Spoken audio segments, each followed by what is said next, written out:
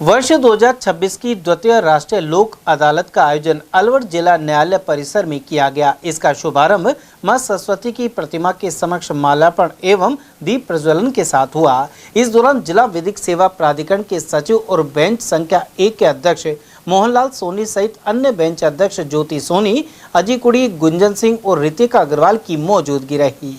साथ ही इनके अधिवक्ता सदस्यों के अलावा अभिभाषक संघ अध्यक्ष अभिमन्यु सिंह चौहान, बीमा कंपनियों के अधिकारी और अन्य लोग उपस्थित रहे। राष्ट्रीय लोक अदालत का उद्देश्य लंबित एवं प्री लिटिगेशन स्तर के विवादों का आपसी समझौते एवं सुलह के माध्यम से निपटारा करना है। इसके लिए जिला मुख्यालय पर 5 और तालुका मुख्यालयों के लिए 6 बेंचों का गठन किया गया। देखिए, वर्ष 2026 की ये द्वितीय राष्ट्रीय लोक अदालत आज आयोजित की जा रही है, जो इसका समय सुबह 10 बजे से शाम 5 बजे तक रहेगा। और ये अलवर जिला न्याय क्षेत्र के सभी न्यायालयों में सभी न्यायालयों के लिए अलग अलग बेंच का गठन किया गया है, जिनमें अलवर जिला मुख्यालय पर 5 बेंच का गठन किया गया है। और इन सभी बेंच में सभी तरह के मामले, जिनमें फौजदारी मामले जो कि राजीनामा योग्य होते हैं, और उसके अलावा जो चेक अनादरण के मामले, NI एक्ट से संबंधित मामले हैं, बैंक रिकवरी है, कोई फाइनेंशियल मैटर है, मोटर एक्सीडेंट क्लेम के केसेज है, पारिवारिक फैमिली मैटर्स है, सर्विस मैटर है, लेबर डिस्प्यूट के मैटर्स हैं, और दूसरे रेवेन्यू से संबंधित मामले हैं।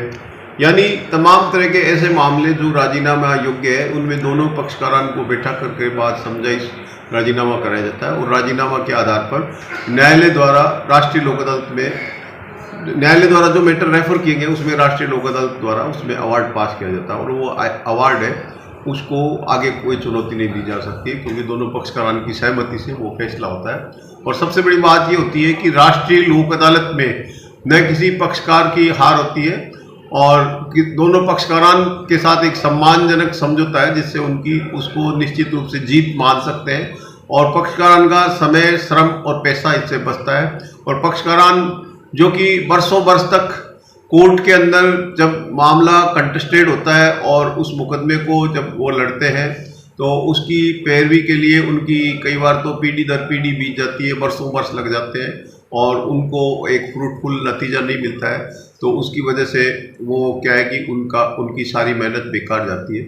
और जब समझौता हो जाता है राजीनामा के आधार पर, तो उस राजीनामा से राष्ट्रीय लोक अदालत में ऐसे लाखों मुकदमों का निपटारा होता है। और साथ ही राष्ट्रीय लोक अदालत में प्री लिटिगेशन के मैटर भी रखे जाते हैं, जो कि मुकदमा करने से पहले ही महज एक सादे कागज पर एक एप्लीकेशन के माध्यम से बैंक, फाइनेंशियल इंस्टीट्यूशंस या दूसरे अन्य पक्षकार हैं, वो अपने किसी भी विवाद को लेकर के आ सकते हैं। और उस विवाद में मुकदमा करने से पहले एक समझाइश की प्रक्रिया से उस मुकदमे का, उस विवाद का अंत कर दिया जाता है, और विवाद का भी सम्मानजनक तरीके से समझौता हो जाता है। तो आगे कोई मुकदमा करने की आवश्यकता नहीं रहती है। इस तरह से मुकदमे करने की अनावश्यक परेशानी से बचा जा सकता है।